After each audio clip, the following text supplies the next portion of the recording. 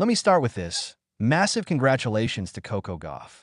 She earned every bit of this moment. I've been rooting for her from day one. She's a champion now, and it's honestly beautiful to watch.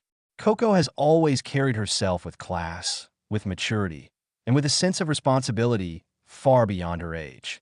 She represents tennis with grace, and the scary part is she's still only getting started. Coco Gauff is officially the 2025 WTA Player of the Year, and just like that, the entire narrative around her has flipped. All season long, people doubted her.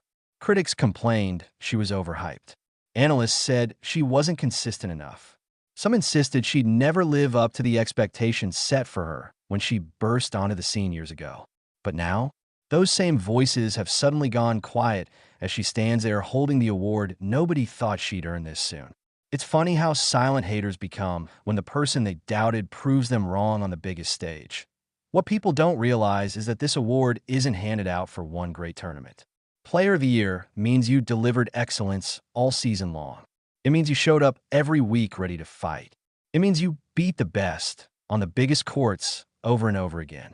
And that is exactly what Coco did throughout 2025. That her season kicked off in Australia, where she made her deepest run ever at the Australian Open, reaching the semifinals and taking down multiple top 10 players to get there. Her backhand, once criticized, became a weapon that commentators nicknamed the Gauff laser because of how cleanly and aggressively she struck the ball. But more important than the physical improvements was the shift in her mentality. Early in the season, Coco made a comment that basically defined her year. "I'm not chasing perfection anymore. I'm chasing purpose." That line stuck with fans, analysts, and even her opponents. It explained everything. She wasn't trying to be flawless. She was trying to be fearless. Then came the clay swing, and this is where Coco showed the world she wasn't just a hardcourt specialist. She made deep runs in Madrid and Rome, playing some of the most physically demanding tennis we've seen from her.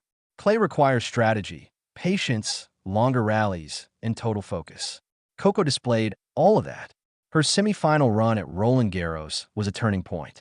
She faced Iga Swiatek, the queen of clay, and even though Coco didn't win, she pushed Iga in a way few players can. The Paris crowd was chanting her name even in defeat.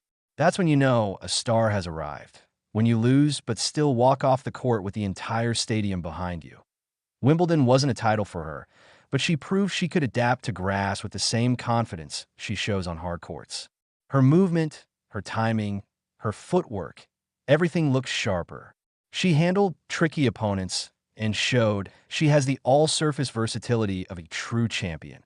But the real takeover happened during the North American hardcourt season. Coco absolutely dominated. In Toronto and Cincinnati, she looked untouchable. Cincinnati, especially, felt like her personal showcase as she beat one top player after another and lifted the trophy with authority. So by the time the US Open started, people weren't whispering. They were loudly declaring her the favorite. The US Open became Coco's stage. Arthur Ashe Stadium was full of fans and t-shirts that said the Queen has arrived and Coco's court. She did more than compete. She delivered. An unbelievable comeback in the quarterfinals, a commanding semifinal, and a run to the final that reminded everyone she's the face of American tennis right now. She didn't take home the trophy, but she won the hearts of millions and proved she's built for the biggest moments. Most impressive of all, the players she beat this year weren't random names. She consistently battled the very best: Swiatek, Sabalenka, Rybakina, Raducanu, Pegula, every major rival, every elite opponent. Coco faced them head-on and earned every victory. And that's why she's the 2025 WTA Player of the Year. She didn't luck into it. She earned it with a season full of grit, growth, and greatness.